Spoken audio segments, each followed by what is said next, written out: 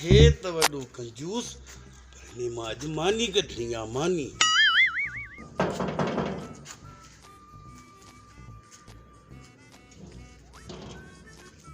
अस्सलाम वालेकुम या अली मदद।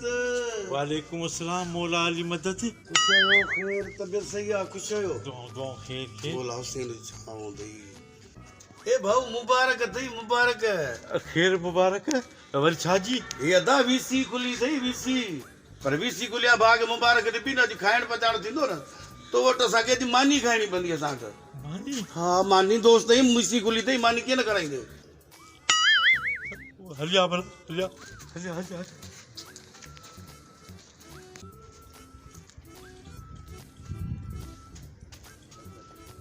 हलिया बा हलिया बे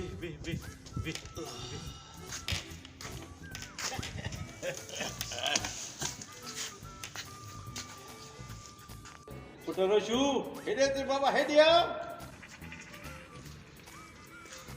अस्सलाम वालेकुम। वालेकुम सलाम बच्चा खुश आहीं? खैर चाचा शो खैर। पुट वञ शहर मां सामान तो वठी अच। ही कंजूस बिना चवण जे मानी खाराइण जे लाइ तयार थी वियो आहे। पुट रोशू ही 10 रुपया थी वञी बाबा हिकिड़ो बुर्श तो वठी आ मुंहिंजे लाइ छो जो मुंहिंजे बुर्श जो हिकिड़ो वार टुटी पियो आहे। साईं वाह वॾो सखी आई हिकिड़ो वार टुटो आहे त नओं बुर्श थो घुराई। अरे बाबा बुर्श जो आख़िरी वार बचो हुयो उहो टुटी पियो आहे इन लाइ नओं बुर्श घुरायो अथमि। पुट रोशू चाचे खे पाणी त प्यार। भाऊ न अॼु पाणीअ मां कमु कोन हलंदी मानी खाई बि मानी। चाचा मानी जो तो टाइम ही कोने को। मानीअ जो टेम आहे पर तव्हां रुगो पंहिंजी नियत सही कयो नियत। पुट रोशू बाबा दरगाह तां जेको नंगर आहे न उहो त वठी चाचे खे खारा। अकन भाउ नंगर वरी कंहिं ॿिए टाइम ते वीसी खुले थी अॼु मानी खाए बि सो बि कढ़ाईअ सां। हल कढ हाणे कढ पैसा ॾे छोकिरे खे। मानी अड़े अकन छो कंजूस थियो आई वीसी खुली अथई ॾे छोकिरे खे पैसा रुगो चप पिया हलनि ॾे छोकिरे खे पैसा खुशकी वठी वई अथई। पुट रोशू पुट ही वठी 100 रुपया ऐं पा गोश्त वठी आ। अचे बाबा अचे। अकन कंजूस जी बि हद थी वेंदी आहे गोश्त हिकु पा। यार ॻाल्हि ॿुध न बूटियूं तूं खाइजे असां ख़ाली रहो खाईंदासीं ठीकु आहे न।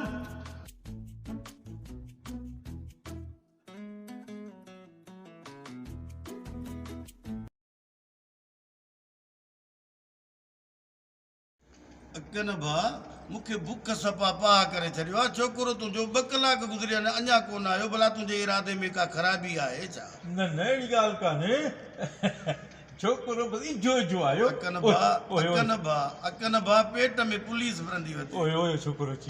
हा अची अची अची ठीकु आहे अलाह ख़ैर करे।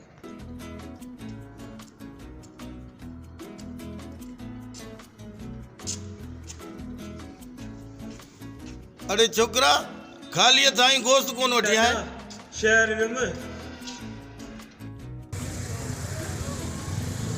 अरे गोश्त आहे सफ़ा मक्खन मक्खन सफ़ा मक्खन। गोश्त अहिड़ो आहे सफ़ा मखण पोइ बसि मखण वठी थो वञा। ठीक आहे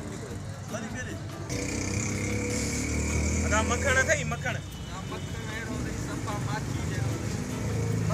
अरे हे वरी चए थो मखण अहिड़ो आहे ॼण माखी पोइ बसि माखी थो वठां। अदा माखी आहे माखी अहिड़ो माखी सफ़ा पाणी पाणी। अरे हे वरी चए थो माखी अहिड़ी आहे सफ़ा पाणी पाणी त पोइ असांजे घर में बि आहे।